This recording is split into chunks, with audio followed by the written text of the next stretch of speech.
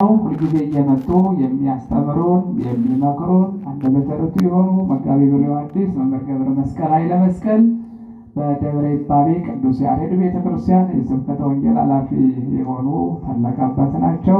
አጭር ደቂቃ ነው የሚያስተምሩት። በአጭር ደቂቃ ግን ብዙ ፍሬ ማፍራት የሚችሉ አባት ናቸውና ረጋ ብላችሁ ተከታተሏቸው። ቀጥታ ወደ ቃለ ወንጌሉ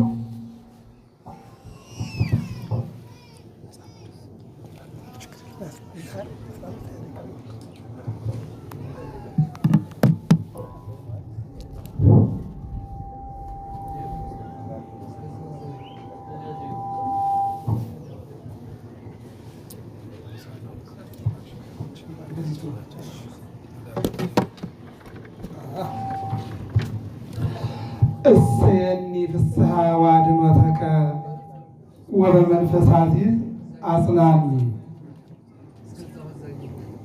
እሰየኒ ፍስሐ ወአድኅኖተከ ወበመንፈሳት አጽናኒ። እስኪ እጃችሁን በያላችሁበት ሆናችሁ ከፍ አድርጉት። በስመ አብ አይሰማም። በስመ አብ ወወልድ ወመንፈስ ቅዱስ አሐዱ አምላክ አሜን። ክቡር አባታችን ቆሞስ መጋቤ ሐዲስ አባ ገብረ ጻድቅ የዚህ ቤተ መቅደስ ዋና አስተዳዳሪ፣ የተከበሩ መምህራችን መጋቤ ሐዲስ መምህር ዘላለም የዚሁ ቤተ መቅደስ ምክትል አስተዳዳሪ፣ የደብሩ ዋና ጸሐፊ፣ የደብሩ የአስተዳደር ሰራተኞች፣ የደብሩ የስብከተ ወንጌል መምህራን፣ በዝማሬ ያገለገልከን ወንድማችን፣ ራቅም ብላችሁ ቀረብም ብላችሁ የእግዚአብሔርን ቸርነት ታገኙ ዘንድ የጧት እንቅልፍ ያልጣላችሁ የጧት ምግብም እንደዚሁ ያላዘገያችሁ ይልቁንም በጧት በእግዚአብሔር ቤት ተገኝተን ቅዱስ ወንጌሉን ተማምረን ጸበል ጠጥተን መስቀል ተባርከን እንምጣ ብላችሁ በቅዱሱ አደባባይ በአውደ ምሕረቱ የተሰበሰባችሁ የእግዚአብሔር ልጆች እንደምን አደራችሁ? እንደምን አደራችሁ? እግዚአብሔር ይመስገን ብለን እንድናመሰግነው ፈቅዶና ወዶ የጠራን የሰበሰበን አምላካችን ልዑል እግዚአብሔር ስለማይነገር ስጦታው ስሙ ለዘላለም የከበረና የተመሰገነ ይሁን። እሰየኒ ፍስሐ ወአድኅኖተከ፣ ማዳንህን ስጠኝ፣ ማዳንህን አድርግልኝ፣ ማዳንህ በእኔ ይደረግልኝ። መዝሙር 50 ቅንፍ 51 ቁጥር 12 ላይ ያለ የዕለቱ ምስባክ ነው። በእርግጥ ቤተክርስቲያኗ ላይ ቤትና ታይ ቤት የምትለው ቃለ እግዚአብሔር አለ። ላይ ቤት የሚሉት ቤተልሔም የሚሉበት አገልግሎት ይለያል። የታይ ቤቱ ደግሞ አሁን ያልኩት ቃለ እግዚአብሔር ነው። መዝሙሩ ዘምሩ ይባላል። ወንጌሉ ዮሐንስ ወንጌል ምዕራፍ 16 ቁጥር 1 ይሄ ነው። በላይ ቤቱ ከሄደ ደግሞ አርገ እግዚአብሔር ይልና የዮሐንስ ወንጌል ምዕራፍ 14 ይላል። ያ ሌላ መስመር ነው። አሁን በመጣውበት በጣም አጭር ደቂቃ እንነጋገራለን ማለት ነው። ደቂቃዬን የማሳጥረው ሰንበት ነው። በሰንበት ቀን እንደ አይሁድ እኛ እግራችን ዘርግተን ቤታችን ዘግተን የምንውል ክርስቲያኖች አይደለም። የኢትዮጵያ ኦርቶዶክስ ተዋሕዶ ቤተክርስቲያን ልጆቿን ሰንበታተ አድሞሙ ለሕዝብከ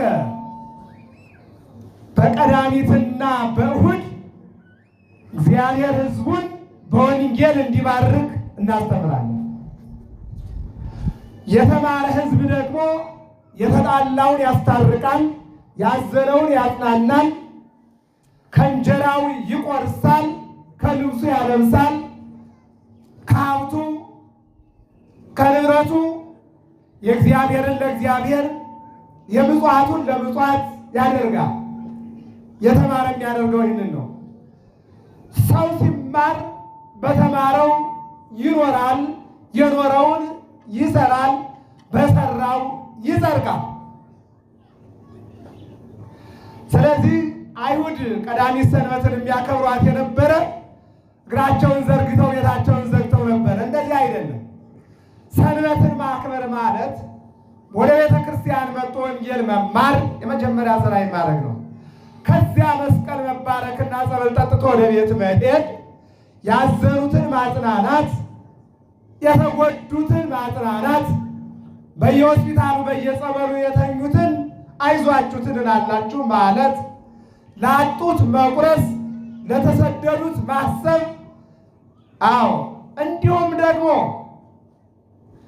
ያለ ወላጅ ለቀሩ ሕፃናት፣ ያለ ቋሪ ለቀሩ አረጋውያን፣ እንዲሁም ደግሞ በአርሲ ቤተሰቦን የሰማነው አለ።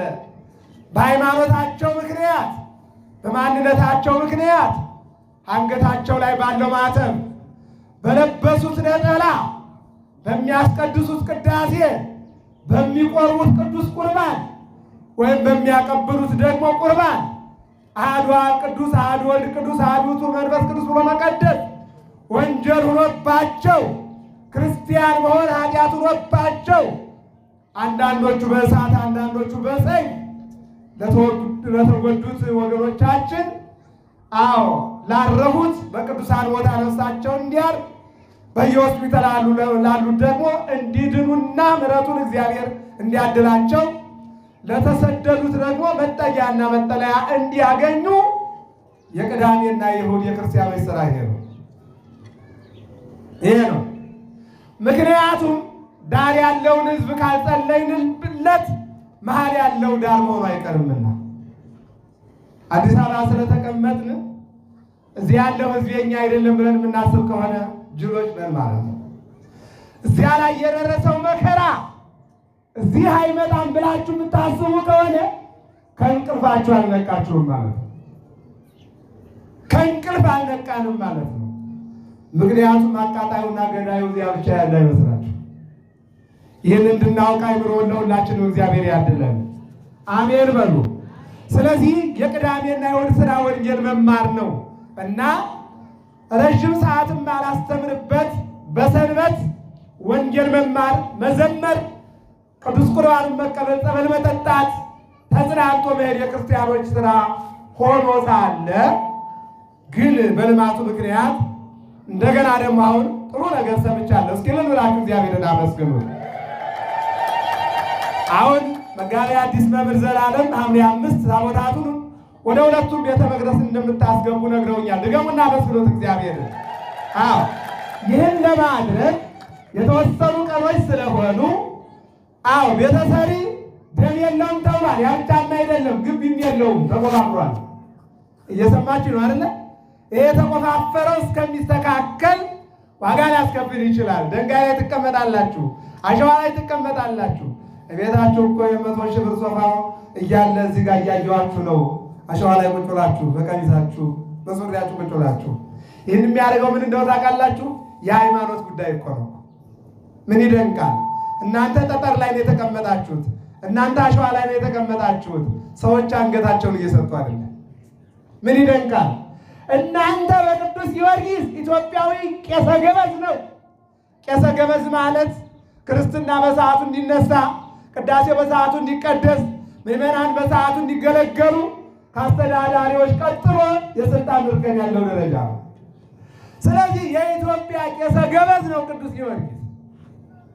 በቅዱስ ጊዮርጊስ መታሰቢያ ቤተ ክርስቲያን በቅዱስ ኪዳነ ምሕረት 7ቱ ኪዳናት የጸኑላት 6ቱ በእግዚአብሔር በኩል ጸንተው በሰው በኩል አልጸና እያሉ ይሄ አንዳንድ እናቶች አሉ ልጅ በማይጸናቸው ሽል አልጸናላቸው እያሉ የሚጨነቁ ብዙ ሰዎች አሉ። ሾተ ላይ የሚባል ብዙ ነገር አለ። በማይጸናቸው ላይ የአስማንዲዮስ የሚባል ጋር ሰይጣን እየተዋሃደ ልጅ እንዳይጸና የሚያደርግ ብዙ የሚያስቸግራቸውና እየተቸገሩ በጸበልና በእምነት እየተፈወሱ ልጅ አግኝተው የሚወልዱ ብዙ አሉ። እስኪ አመስግኑት መድኃኒዓለምን እግዚአብሔር ማድረግ ስለሚችል። ሳይንሱ ሐኪሙ የማይችለውን የረቀቀውን የሰይጣን አሰራር ቤተ ክርስቲያን ናት ፈንቅላ የምታወጣው። ጸበሉ ነው፣ ስጋው ደግሞ ነው፣ እምነት ነው ፈንቅሎ የሚያወጣው። ስለዚህ ይህን ግቢ እንደዚህ ሆኖ እያየሁት የሃይማኖት ጉዳይ የነፍስ ጉዳይ ሆኖባችሁ እንጂ ያው እንደምናየው ነውና ይህ ስለሆነ በጣም አጭር እና ውስን ደቂቃዎች ነው የምንነጋገረው። የጊዜ ባለቤት እግዚአብሔር አምላክ ሁላችንንም እንዲያስተምረን መልካም ፈቃዱ ይሆንልን። ርዕሴንም አሁን እዚህ ከመጣሁ በኋላ የቀየርኩት ለዚህ ነው። ለምን እዚህ ላይ አሁን መነገር ያለበት የተቀመጣችሁበት ድንጋይ፣ የተቀመጣችሁበት አሸዋ፣ ቅጠሉም ሁሉም ነገር መድኃኒት ይሆንላችሁ። አሜን በሉ። ለዚህ ነው ልበ አምላክ ዳዊት ምን አለ? እሰየኒ ፍስሐ ወአድኅኖተከ፣ ማዳንህን ስጠኝ። ኢየሱስ ማለት መድኃኒት ማለት ነው። ምን ማለት ነው? ቀና በሉ እንጂ ምን ማለት ነው? መድኃኒት ማለት ነው። ሁላችንንም ያድነን። አሜን በሉ። መድኃኔ ዓለም ማለት የዓለም መድኃኒት ማለት ነው።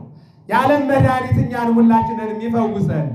ከምናውቀውም ከማናውቀውም በሽታ እግዚአብሔር ይፈውሰን።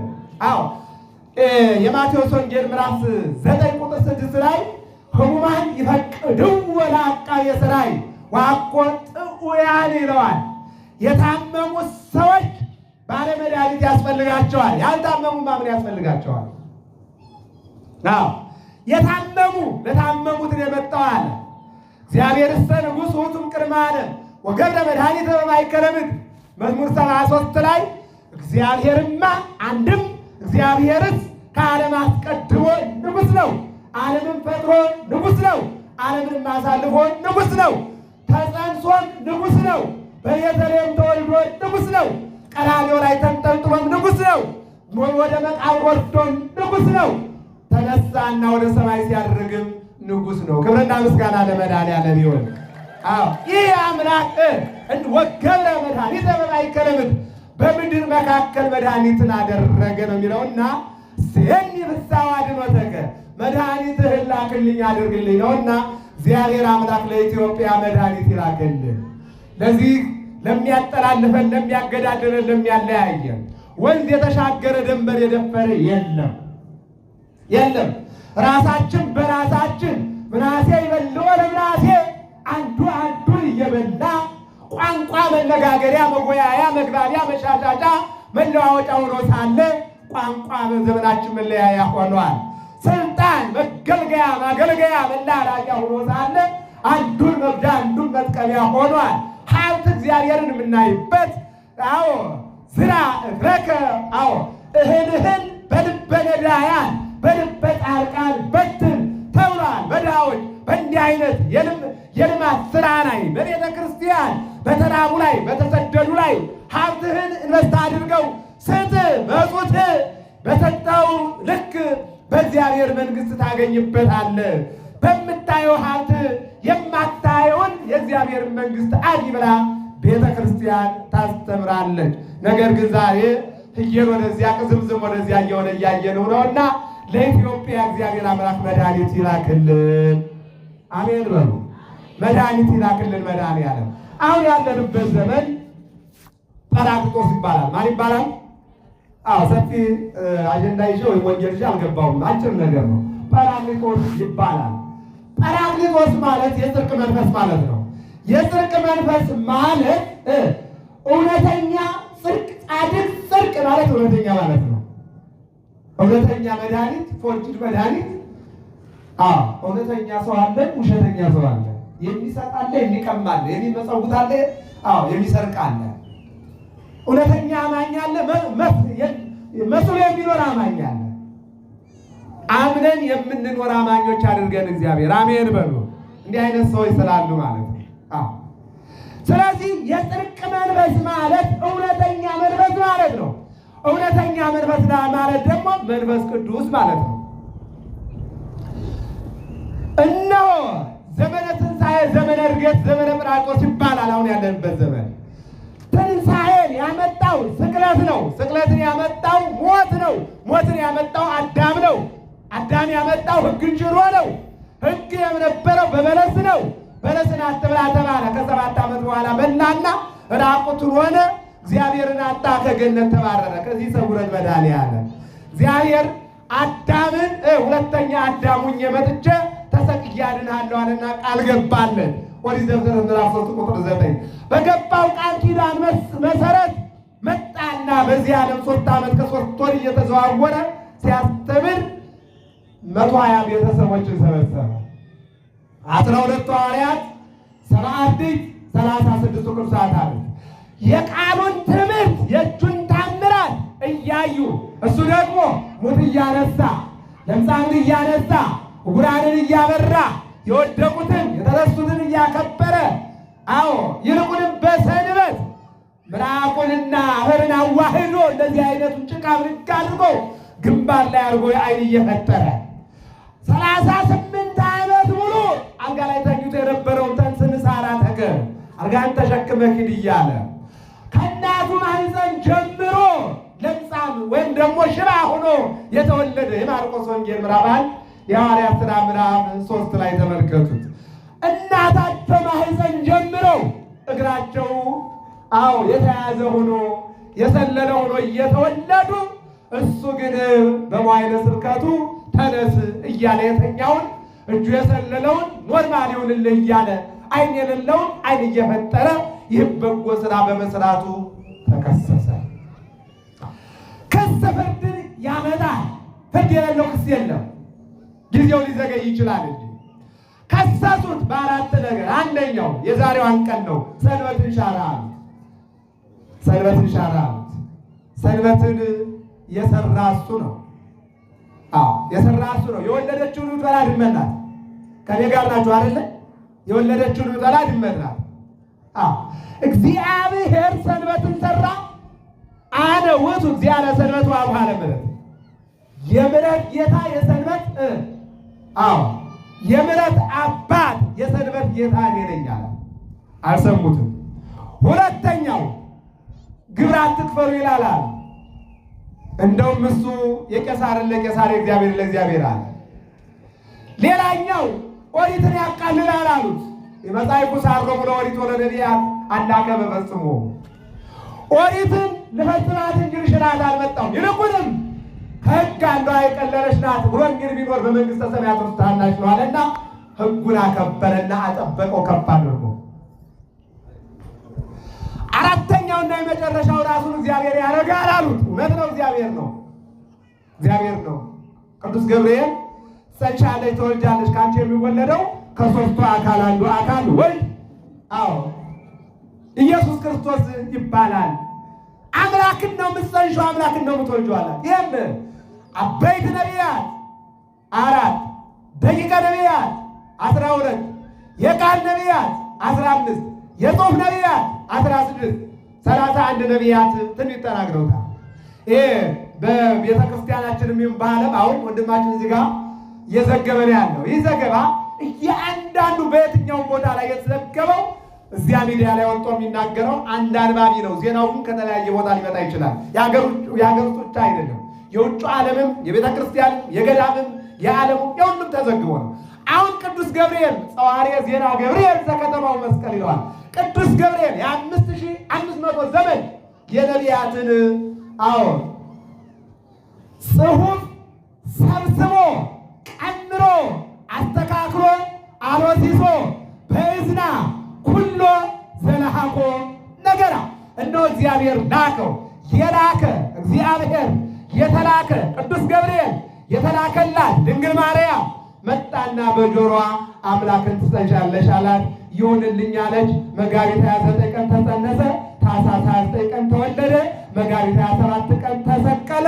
መጋቢት 29 ቀን ተነሳ። ግንቦት 8 ቀን ወደ ሰማይ አረገ። አመስግኑት መድኃኒዓለምን። ይህ ነው ትንሣኤ ማለት። አረገ። ሲያርግ ዝም ብሎ አላረገም። አዎ አንተ ሙስተንበሩ ሀገረ ኢየሩሳሌም እስከ ትለብሱ ኃይለ ማርያም። እነሆ በኢየሩሳሌም ቆዩ፣ ከሰማይ ኃይል ይላክላችኋል። 3 ዓመት ከ3 ወር እኔ ያስተማርኳችሁን የሚያሳስብ መንፈስ ቅዱስ ይመጣል። አዎ ጰራቅሊጦስ ማለት አጽናኝ ማለት ነው። አጽናኝ ማለት መንፈስ ቅዱስ ማለት ነው።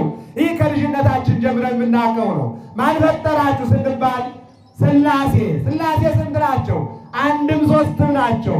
በስም በአካል በግብር በስም አብ ወልድ መንፈስ ቅዱስ። ይሄ ነው መንፈስ ቅዱስ የመጣው ጰራቅሊጦስ የተባለው አብ ወልድ መንፈስ ቅዱስ። እነሆ ይህን ብለን እንናገራለን።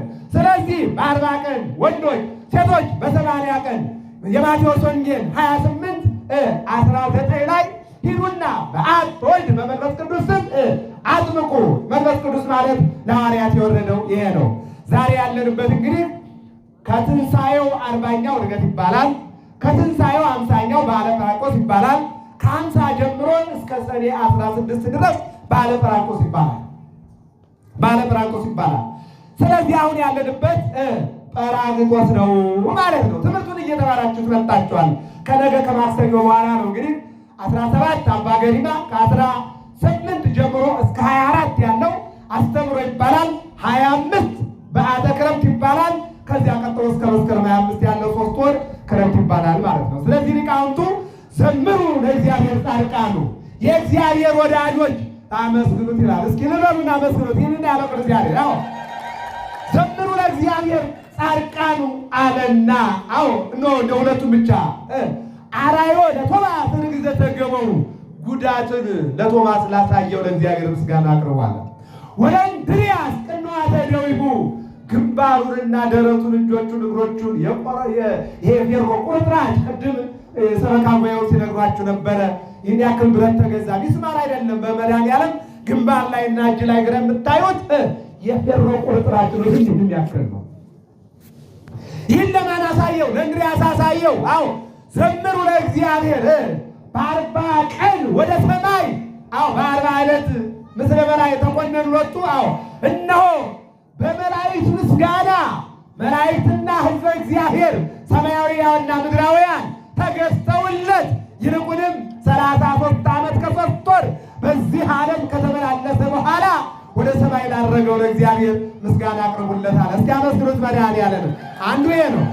ሁለተኛው መዝሙረኛው ልበ አምላክ ዳዊት በቅዳሴው እሴኒ ፍስሐ አድኅኖተከ ማዳንህን ስጠኝ፣ ማዳንህን አድርግልኝ፣ ይቅርታህን አድርግልኝ አለ። እሴኒ ፍስሐ አድኅኖተከ ወበመንፈስ ኀዚዝ አጽንዓኒ የሚያረጋጋ መንፈስ፣ የሚያረጋጋ መንፈስ። ለዚህ ዮሐንስ ወንጌላዊ 1 ዮሐንስ 4 ላይ መንፈስን መርምሩ ርኩስ መንፈስም አለና ይላል።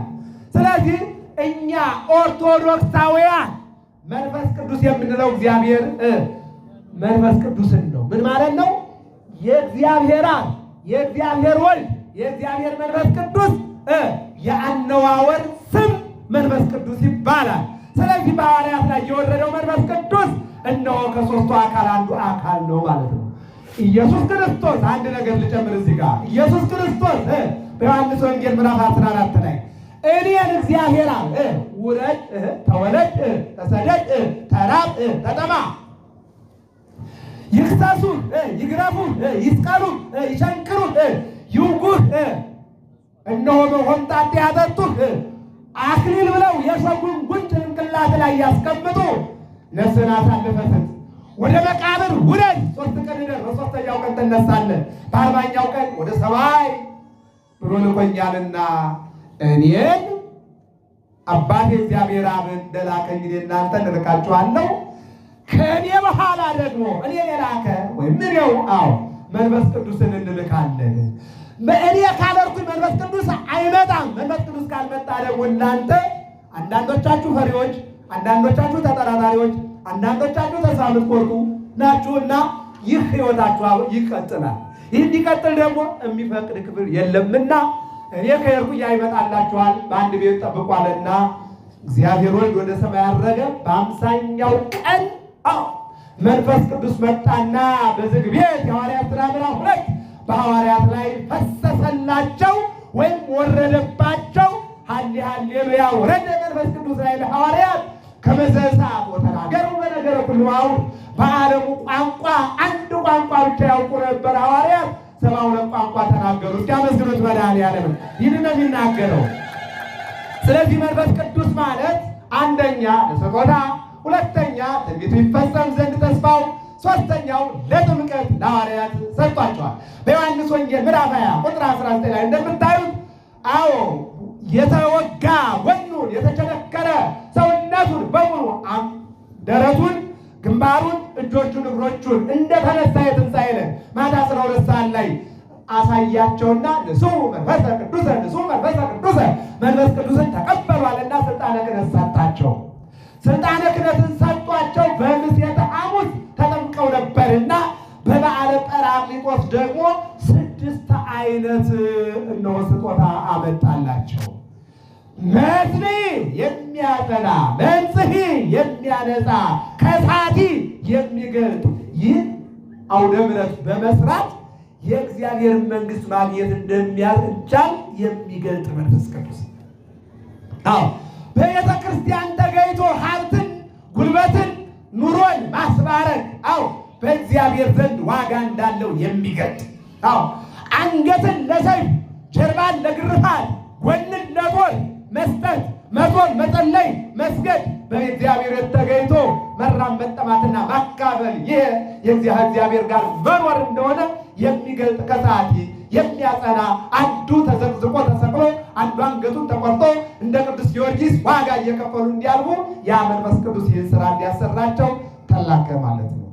በአጭሩ ግን ከሰዓቲ፣ ከዚያ ናዛዚ፣ ከዚያ መስተስሪ፣ ከዚያ መስተስሪ 6ቱ በውስጡ ያለበት ይቅር የሚል የሚያስደስት የሚያረጋጋ መንፈስ መጣና በእነሱ ላይ አረፈ። ወደ መጨረሻው ስንመጣ መንፈስ ቅዱስ ምንድን ነው ብለን ስንወስደው በበዓለ ጰራቅሊጦስ በመንፈስ ቅዱስ መውረድ ቤተ ክርስቲያን ያገኘችው 2 ስጦታ ነው። አንደኛው የቤተ ክርስቲያን መመስረት ምስረታ ነው። ባለ 50 ከዚያ ጀምሮ እስከ ነገ እስከ 16 ያለው ጰራቅሊጦስ ነውና እንደ አንድ ቀን ስለሚቆጠር በዓለ ጰራቅሊጦስ በሆነ ጊዜ መንፈስ ቅዱስ በወረደ ጊዜ በቅዱስ ጴጥሮስ ትምህርት 3000 ነፍሳት በአንድ ቀን ድነዋልና የቤተ ክርስቲያን ምስረታ መንፈስ ቅዱስ ስለፈሰሰ፣ መንፈስ ቅዱስ ስለወረደ፣ መንፈስ ቅዱስ የቤተ ክርስቲያን ሁለንተናዋ ስለሆነ የቤተ ክርስቲያን ምስረታ ተገኝቷል። ሁለተኛው መንፈስ ቅዱስ በመውረዱ ዛሬ ጌታ መጥቶ ዓለምን እስከሚጠቀልላት ድረስ በነፋስ ኃያል ተቀጠቅጦላ ሂማረተ ሴት እንደ ሰባ ትካት በመንፍር ውሃ ያልሆነ እንደ ሰዶምና ገሞራ በእሳት ዲን ያልሆነ ራሱ ባህሪው ዓለምን ሲጠቀልል ወይም ሊጠቀልል እስከሚመጣ ድረስ የኢትዮጵያ ኦርቶዶክስ ተዋሕዶ ቤተክርስቲያን በ7 ምስጢራት ውስጥ እንድትኖር ያደረገ መንፈስ ቅዱስ ነው።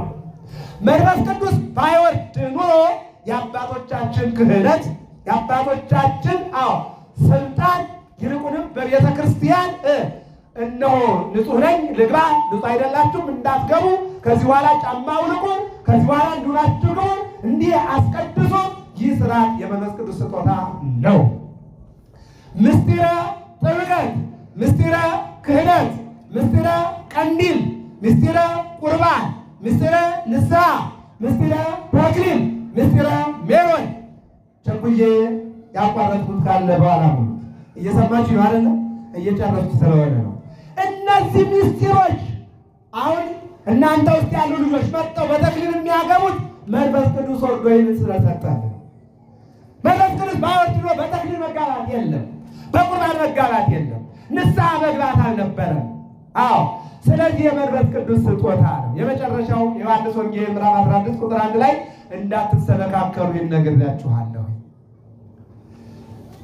ስለ ስሜ ስታስተምሩ ይሰቅሏችኋል።